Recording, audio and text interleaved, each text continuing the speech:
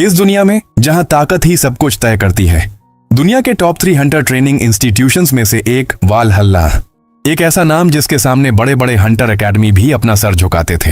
हर साल लाखों लाख की तादाद में हंटर यहां अपनी किस्मत आजमाने आते हैं, लेकिन एडमिशन रेट इतनी कम है कि 500 में से सिर्फ एक बंदा ही सिलेक्शन हो पाता है। और ये तो बस शुरुआत है।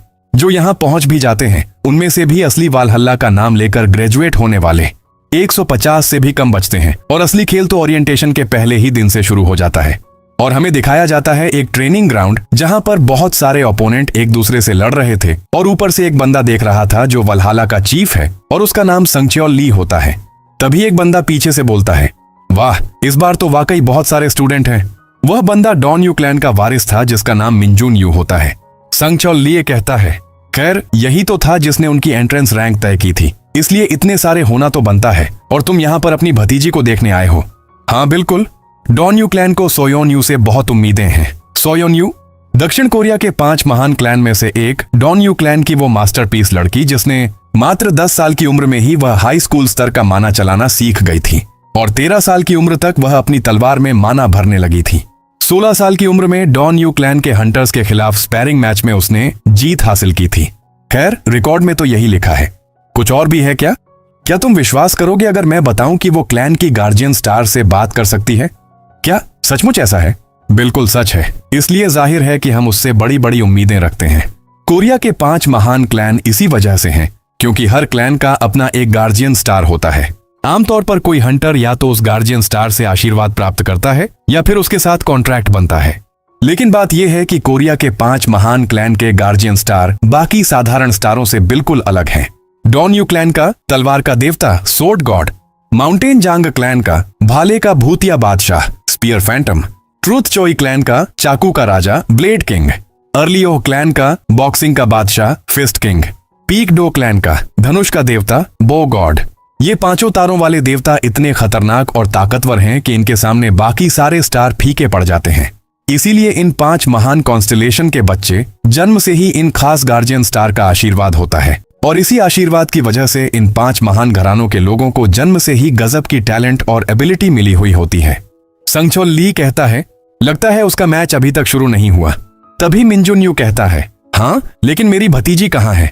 मैच तो बस 30 सेकंड में शुरू होने वाला है और क्या सच में तुम मुझे मैच दिखा सकते हो? हाँ अच्छा ठीक है। तभी वहां एक स्क्रीन खुलता है और कहता है, मुझे भी तो जिज्ञासा हो रही है।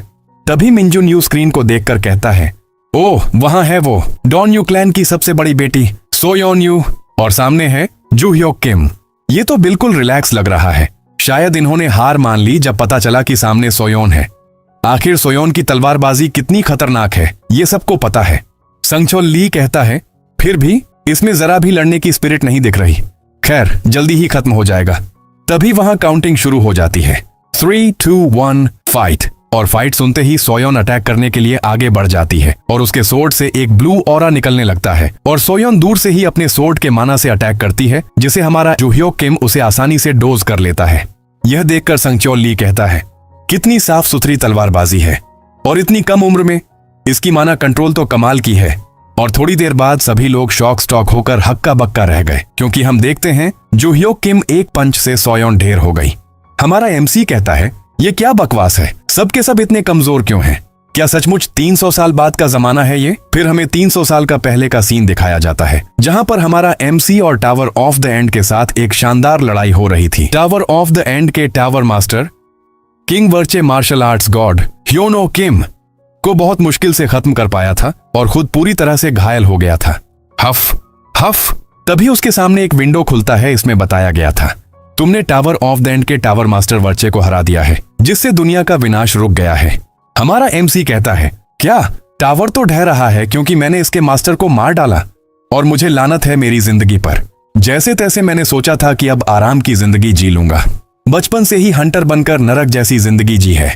मेहनत मजदूरी करके थोड़े पैसे जोड़े, थोड़ा नाम कमाया और जैसे ही लगा कि अब मौज होगी, ये हो गया। क्या मुझे अपना शिष्य साथ लाना चाहिए था? आखिर एक बात तो पक्की है, वो आदमी सचमुच बहुत ताकतवर था।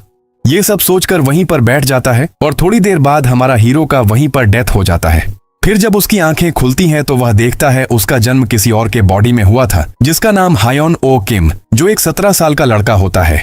टावर ऑफ द एंड के ढहने के ठीक 300 साल बाद का समय था। फिर भी उस वक्त उसे अपना पुनर्जन्म काफी पसंद आया था। नया शरीर भले ही कमजोर और जवान था, लेकिन मार्शल आर्ट्स गॉड कहलाने वाले उसके सारे ज्ञान और अनुभव बरकरार थे। हमारा एमसी कहता है बस इस नए शरीर में ढल जाए। तभी उसके सामने एक विंडो ओपन होता है। यह देखकर वह पूरी तरह शॉक हो जाता है। उसमें लिखा हुआ था, टावर ऑफ द एंड 5 साल बाद फिर प्रकट होगा, इसके लिए तैयार रहो। अरे यार, लानत है, ये साला टावर मुझसे कोई व्यक्तिगत दुश्मनी निकाल रहा है क्या? काश मैंने वर्चे को मारते वक्त उसे उसी लावे में धकेल दिया होता। अब पछताने से क्या फायदा, जो हो गया सो हो गया, और उसके बाद मैं ऐशो आराम की जिंदगी जीऊंगा। बस यही प्लान है। ये सब सोच रहा था, तभी वहां एक विंडो ओपन होता है। उसमें बताया जाता है, अपने हथियार और यादें वापस लो। कॉन्स्टेलेशन के वालहल्ला चैम्बर में तीसरे बेसमेंट की दाहिनी तरफ 5वां कमरा। यह सब पढ़कर एमसी कहता है, अपने हथियार और यादें वापस लो। कॉन्स्टेलेशन का वालहल्ला चैम्बर। हथियार का मतलब तो मुझे अच्छे से पता है, लेकिन यादें? पहले इस वालहल्ला को ढूंढना पड़ेगा। फिर हमें प्रेजेंट का सीन दिखाया जाता है। वालहल्ला डे 4। टॉप 10 चयन मुकाबले शुरू होने वाले हैं, जिनके मैच निर्धारित हैं। कृपया एरिना की ओर बढ़ें।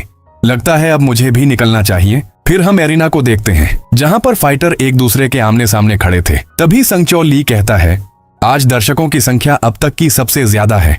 बिल्कुल स्वाभाविक है, क्योंकि आज सभी 5 महान क्लैन के सदस्य यहाँ मौजूद हैं। और इस बार जूह्योक किम का ओपोनेंट है सेह्योक ओएच, अर्ली ओह क्लैन का सबसे बड़ा बेटा ओह सेह्योक।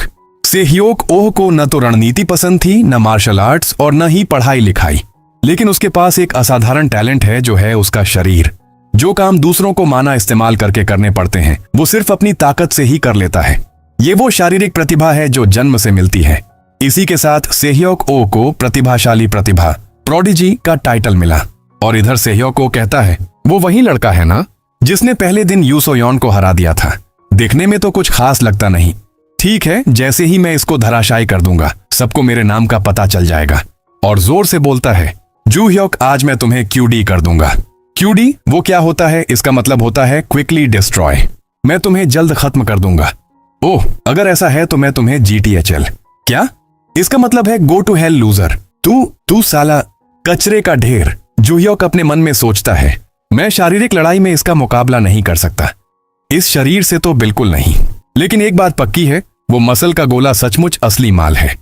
हालांकि जंग या लड़ाई में सिर्फ बेहतर शारीरिक क्षमता होना ही जीत की गारंटी नहीं देता। और तभी सेह्योक अपनी पूरी ताकत के साथ एक हिट करता है, जिसे जूह्योक आसानी से डोज कर लेता है और अपने पैर से एक जोरदार किक करता है, जिसके कारण सेह्योक ऊपर उछल जाता है, लेकिन वह अपना बैलेंस नहीं बना पाता। इधर जूह्योक कहता है, अपनी दुश्मन की काबिलियत को परखूं। इतना कहते ही अपने हाथ में पूरी फोर्स को इकट्ठा करता है और एक जोरदार पंच जड़ देता है, जिसके कारण सेह्योक विमल थूक देता है और वहीं पर लेट जाता है। कुछ देर के लिए वहां पर पूरी सन्नाटा छा गई और अचानक अनाउंस होता है, जूह्योक किम इस मैच का विनर है। यह सब सुनकर जूह्योक मन में सोचता है, हो सकता है कि इस नए शरीर में मैं अपने पिछले शरीर जितना ताकतवर न रहूं, लेकिन मॉन्स्टर का शिकार और हंटर का काम करने में मुझे कोई परेशानी नहीं होनी चाहिए। बिल्कुल वैसा ही जैसा पुनर्जन्म से पहले करता था। फिर वहां से वह चला जाता है और इधर स्क्रीन पर कुछ पर्सन उसे देख रहे थे।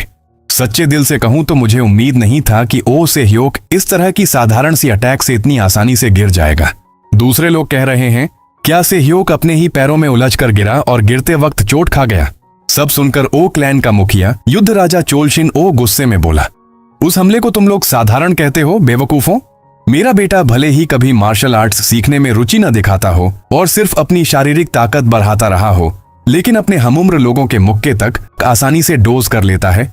पर वो आखिरी बार वो टाला ही नहीं जा सकता था।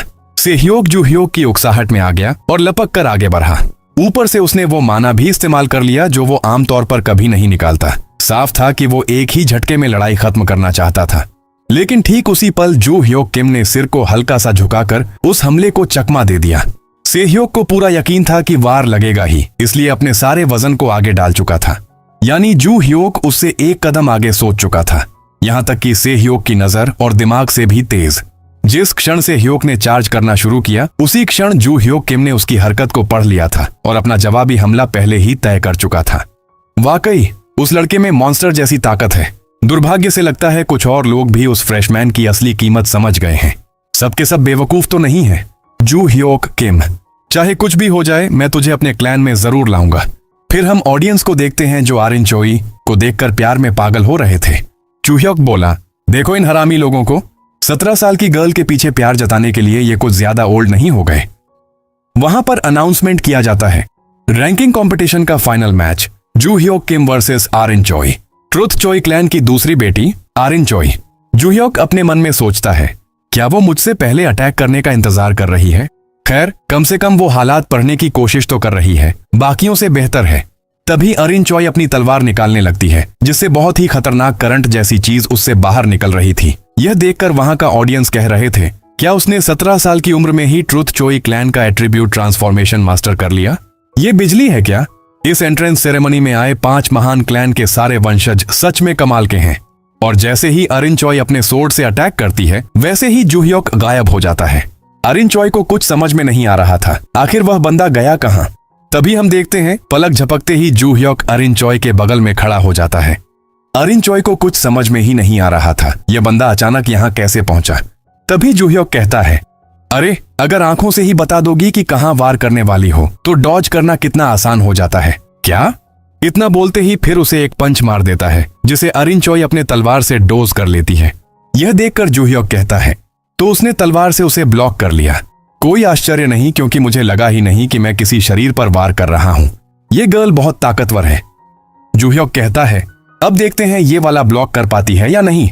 इतना कहते ही वह अचानक आरिन चोई के पास आ जाता है और धीरे से अपना हाथ उसके सोर्ड पर रखता है और एक क्रिटिकल अटैक करता है, जिसके कारण आरिन चोई दूर जाकर गिरती है और ऐसे गिरती है कि दोबारा नहीं उठ पाती है। वहां पर अनाउंसमेंट किया जाता है, आज का विनर है जूह्योक किम। तभी वहां वेलहाला में एडमिशन होने वाले का नाम लिखा जाता है और जैसे ही जूह्योक किम बैटलफील्ड से बाहर निकलता है, तभी उसे रिपोर्टर और गिल्डमैन्स उसे रोक लेते हैं। एक रिपोर्टर कहता है, सर आप कुछ कहना चाहते हैं?